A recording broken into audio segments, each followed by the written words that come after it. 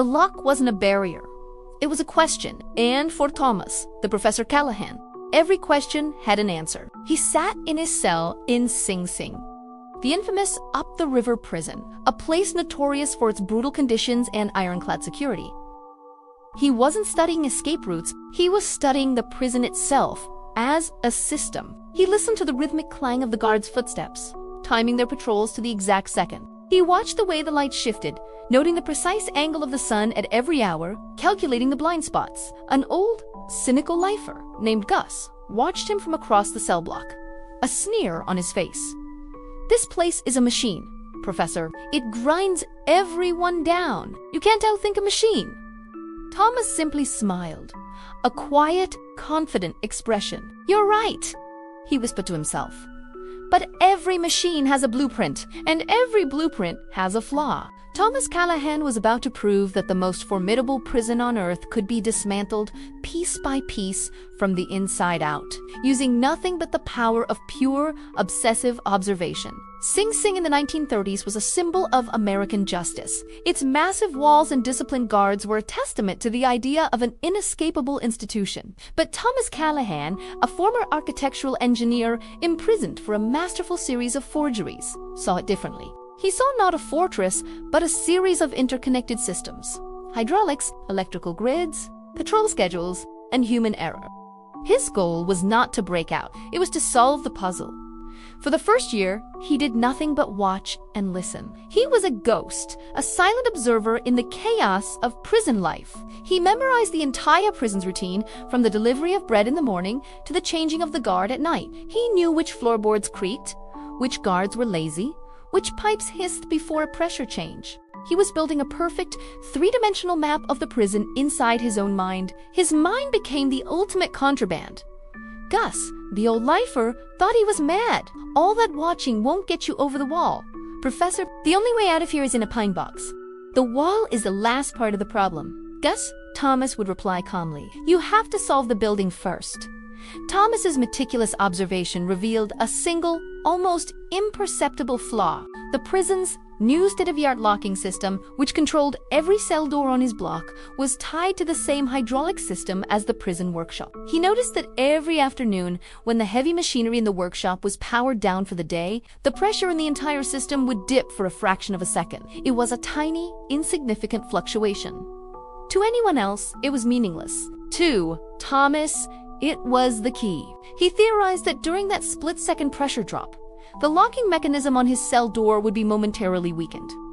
Not enough to open it, but perhaps enough ... to pick it. He needed a tool. He spent the next 6 months in the prison workshop, a model inmate quietly working in the metal shop. He was assigned to make license plates, a monotonous, repetitive task. But every day, he would file away a tiny, hair-thin sliver of steel from the plate-cutting machine. He hid these slivers in the hem of his uniform, a collection of metallic dust. At night, in the privacy of his cell, he began to work, using a smuggled piece of hardened soap as a base. He painstakingly compressed the steel slivers together, using the leg of his cot as a vise. Slowly, agonizingly, creating a single, thin, and incredibly strong piece of metal. He was forging his own key, not to a specific lock, but to a specific moment in time. The day he finished his pick, he felt a surge of triumphant focus. It was a masterpiece of patience and precision. Now, he had to test his theory. He waited for the afternoon bell that signaled the end of the workshop shift. He stood by his cell door, his heart a steady, rhythmic drum, his homemade pick hidden in his palm. He heard the distant, heavy clang as the workshop's main power was cut. He counted the seconds.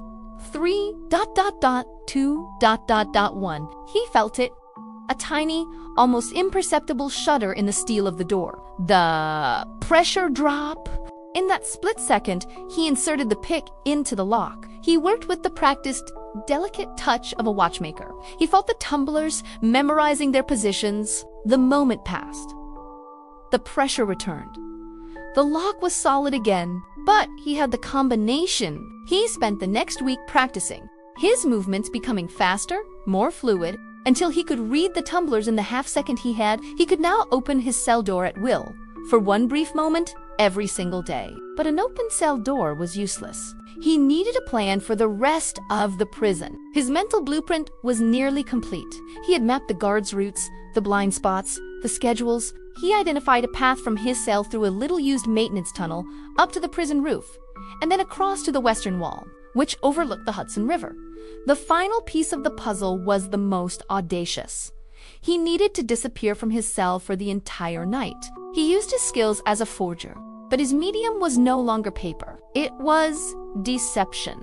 He created a perfect, life-size replica of himself using a stack of old newspapers and a spare uniform, stuffing it into his bunk to look like a sleeping man. It was a crude imitation, but under the dim, flickering light of the cell block, it would pass a cursory glance. The night he chose was dark and moonless, with a thick fog rolling in from the river. He waited for the final count. The guard passed, his flashlight beam sweeping over the dummy in the bunk without a second look. Thomas took a deep breath.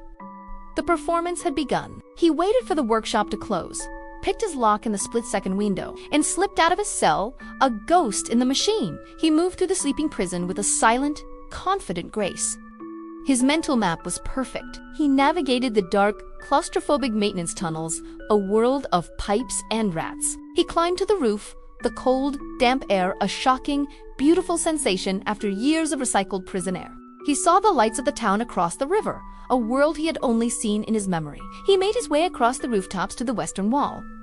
The final barrier. He had fashioned a grappling hook from a piece of rebar and a rope from braided bedsheets.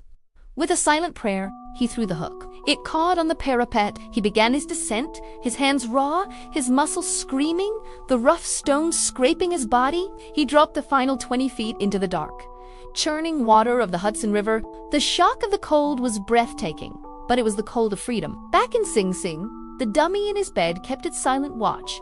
The morning count was a scene of chaos. The discovery of the empty cell sent the prison into a frenzy. Warden Laws, a man who believed his prison was infallible, couldn't comprehend it. There was no sign of a breakout. The cell door was locked. The bars were intact. The walls were solid. It was as if Thomas Callahan had simply evaporated. He had not broken out of Sing Sing. He had solved it, dismantled it, with logic, and walked out the front door of his own intellectual design.